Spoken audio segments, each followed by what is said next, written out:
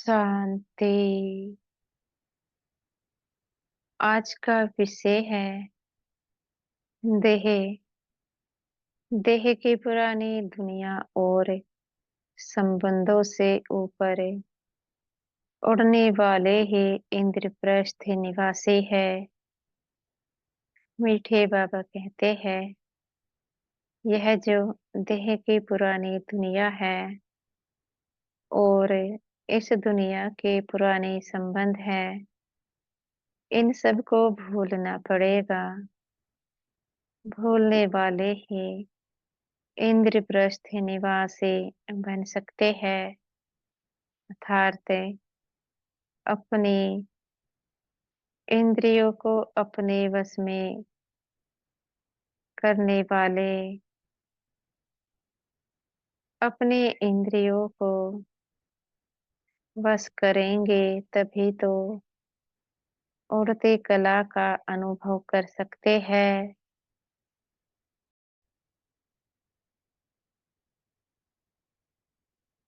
इस समय की दुनिया और इस समय के जो पुराने संबंध हैं, वह देह की याद दिलाते हैं। जब देह याद आती है तो आत्मा का आभास नहीं कर पाते हैं। इसलिए बाबा कहते हैं, किसी को संबंध की दृष्टि से नहीं देखना है, आत्मा भाई भाई की दृष्टि से देखना है।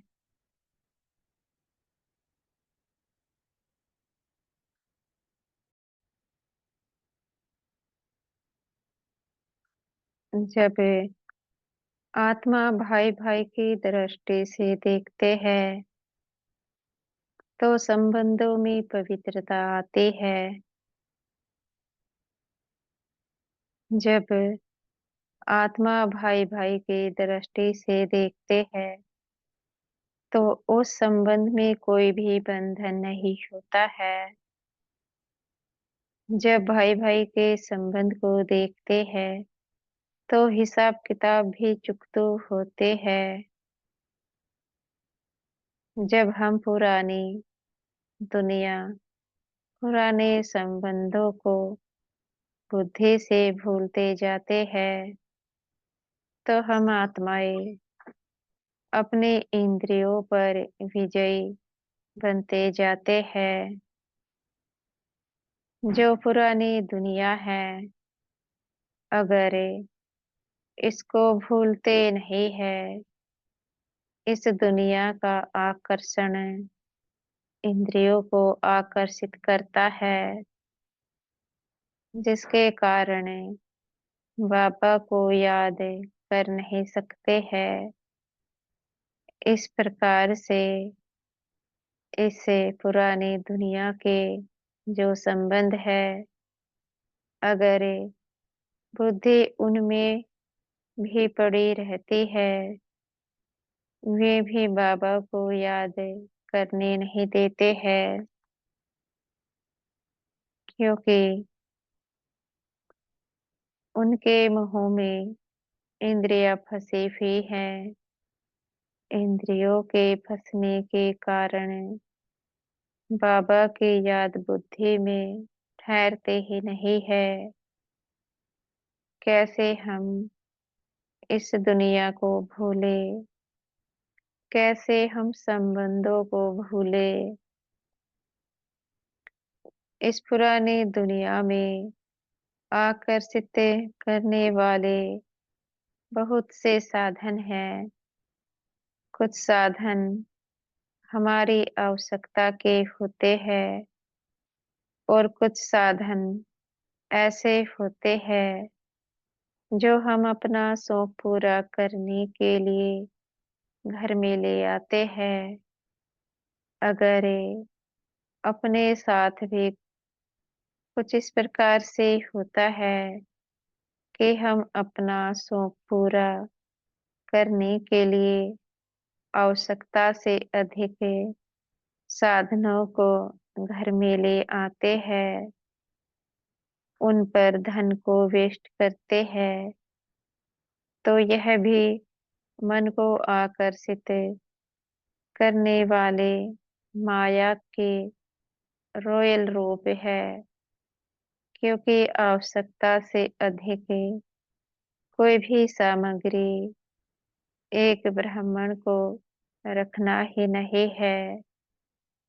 कारण है, कुछ समय बाद यह सभी चीजें विनाश हो जानी है, तो हमें तो अपने मन को इन चीजों में फंसने से बचाना है।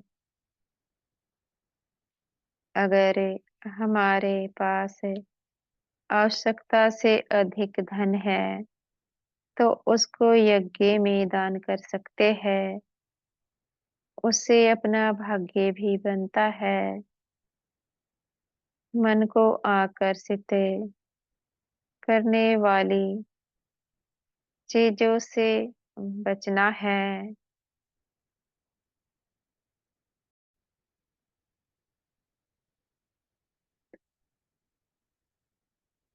पहले से ही मन 2500 साल से अनेकों चीजों में फंसा हुआ है। इस समय तो मन में त्याग का संस्कार डालना है।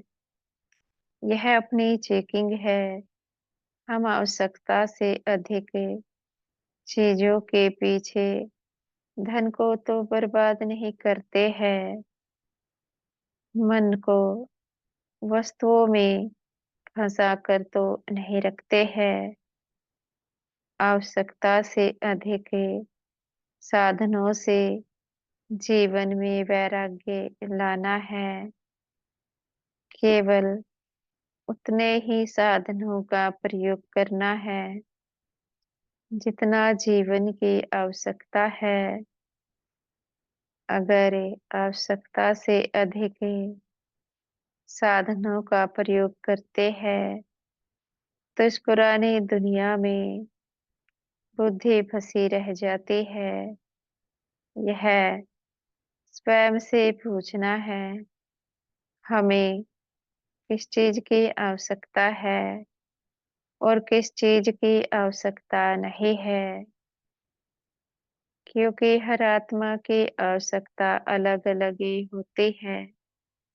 इसलिए अपनी आवश्यकता के अनुसार ही चीजों का प्रयोग किया जाता है। यह तो स्वयं आत्मा को ही देखना होता है।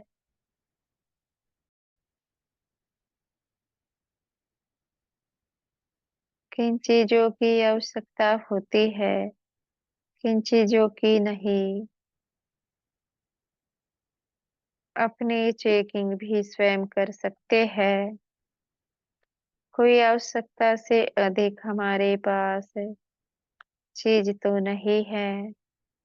हम पैसा तो वेस्ट नहीं करते हैं फालतू की चीजों में। अगर कोई बात में समझ नहीं आती है, तो ब्रह्मा बाप के जीवन को देख लेना है। ब्रह्मा बाप का जीवन कैसा था? वह इतने साधारण होकर चले, सब कुछ होते हुए भी साधारण भोजन, साधारण पहनना, एक छोटे से साधारण कमरे में उन्होंने अपना जीवन बिताया है। धन तो उनके पास भी बहुत था, पर उन्होंने धन का प्रयोग किस प्रकार से किया है, सभी जानते हैं।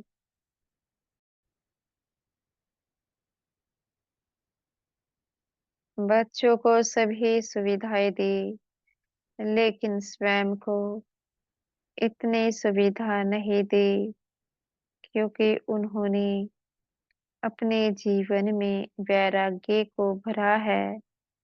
यहाँ पर हम अपने जीवन में कितना वैराग्य है, यह अपनी चेकिंग है। जितना जीवन में वैराग्य आता है, उतना तीव्र पुरुषार्थ हमारा होता है। जैसा पुरुषार्थ वैसे ही प्राप्ति। क्या हम ब्रह्मा बाप के समान साधारण पहनते हैं? क्या हम ब्रह्मा बाप के समान साधारण भोजन करते हैं? क्या हम ब्रह्मा बाप के समान सोचते हैं? उन्होंने हर एक आत्मा को अपने से ऊंचा देखा है। क्या वे विचार अपने हैं? अगर नहीं है तो बनाने तो है, क्योंकि जब तक बनेंगे नहीं तो कैसे उड़ती कला का अनुभव कर सकते हैं। हमारे श्रेष्ठ विचार ही हमें उड़ाते हैं और हमारे कमजोर विचार ही हमें गिराते हैं।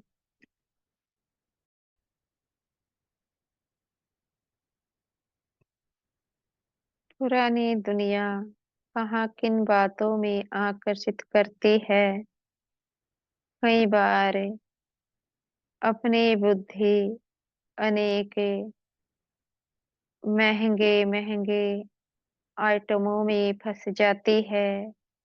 जैसे कि उदाहरण के लिए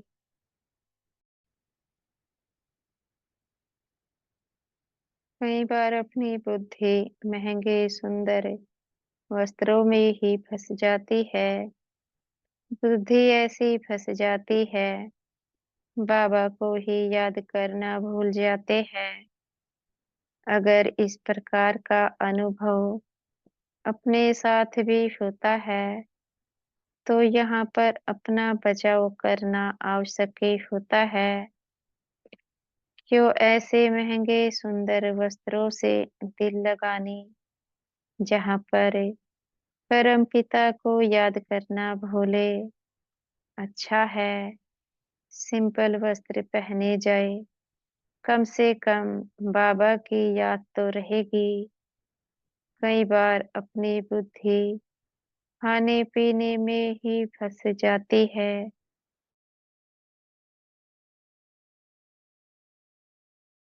ने जो बाबा को याद करना भूले। अच्छा है सिंपल सात्विक भोजन खाया जाए, कम से कम बाबा तो याद रहेगा। अन्य बहुत सी बातें हैं जिन बातों में अपनी बुद्धि फंस जाती है। यह सब माया के रोयल रूप है, मन को रिझाने के लिए आते हैं। माया नए नए आकर्षित करने वाले साधन मन को दिखलाती रहती है। इसलिए मन की संभाल करनी है। मन कमजोर है, वह छोटे छोटे आकर्षित करने वाली चीजों में फंस जाता है और आत्मा को धोखा दे देता है। इसी धोखे से तो स्वयं का बचाव करना है। यह कुछ समय का आकर्षण अवश्य है, लेकिन कमाई तो इसी समय की है।